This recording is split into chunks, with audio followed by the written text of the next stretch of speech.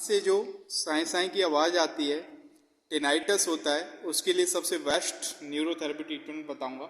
सबसे पहले ऐसे टैल्कम पाउडर लगाएंगे कोई भी, ठीक है, कान के चारों तरफ। उसके बाद आगे से ऐसे प्रेस करेंगे,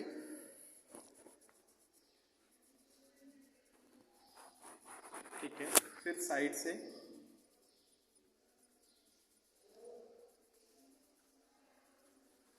फिर इधर से, फिर उसके बाद एक कान को चारों तरफ ऐसे खोलेंगे। कितनी भी सीवियर टिनाइटिस की प्रॉब्लम हो, कान से घंटियों जैसी आवाज़ आती है, उसमें एकदम क्विक रिलीफ देने वाला न्यूरोथेरेपी ट्रीटमेंट है। फिर उसके बाद हल्की सी रबिंग कर देंगे। उसके बाद उंगलियों से हल्का सा ऐसे करेंगे,